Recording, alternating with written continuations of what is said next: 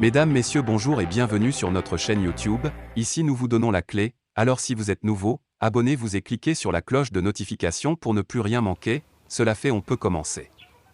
La France reste un ennemi redoutable contre le Mali. Depuis le coup d'État du 18 août 2020, un bras de fer sans précédent s'est installé entre les autorités maliennes et celles de la France.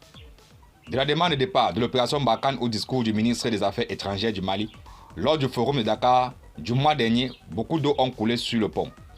Si pour certains observateurs, la tension a baissé, d'autres pensent que le pays colonisateur a seulement changé de fusil d'épaule. Pour bon nombre de Maliens, la France ayant échoué sur le plan militaire, au plan de la communication classique et de l'intimidation, elle active de nos jours ses cellules dites dormantes au Mali. Prenons l'exemple sur la polémique autour de la vie chère. La France, à travers ses réseaux installés au Mali, fait croire aux Maliens que la cherté de la vie ne concerne que le Mali pour les faire révolter, alors qu'en réalité, cette cherté de la vie est générale. Personne ne peut nier qu'aujourd'hui, les prix des denrées de première nécessité ont augmenté. Cela n'est point l'apanage du Mali, mais, à en croire la France et ses legs, il s'agit d'une situation spécifique au Mali, qui traduirait l'incompétence de ses autorités. Autre fait qui démontre que la France a simplement changé de fusil d'épaule pour mieux nous diviser. Il s'agit des rapports successifs sur les forces armées maliennes, souvent accusées par des organisations de défense des droits de l'homme.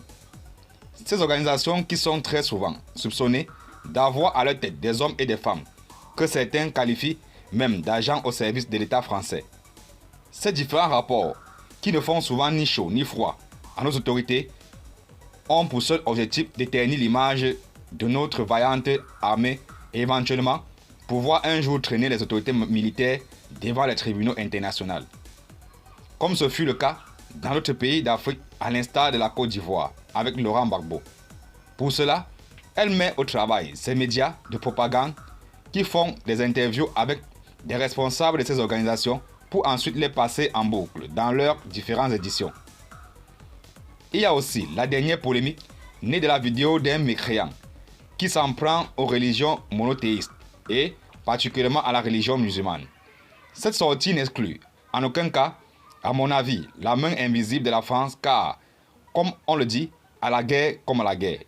Sinon, à mon avis, comment comprendre qu'un soi-disant Kami ait le courage de sortir en cette période de Malikora pour s'attaquer de façon frontale à la religion musulmane? S'attaquer à la religion majoritaire équivaudrait à s'entendre à une vive contestation et, à mon avis, la France pensait profiter de cette situation pour s'aimer le chaos. Cela ne marchera pas. Aujourd'hui, plus que jamais, les Maliens doivent comprendre qu'on fait face à un ennemi plus redoutable que jamais, car le cas Mali pourrait compromettre l'avenir de la France dans les autres pays qu'elle a colonisés. Burkina, Guinée, Tchad, Niger et j'en passe. Merci et à très bientôt pour la prochaine vidéo. Et surtout, abonnez-vous si vous êtes nouveau pour ne plus rien manquer.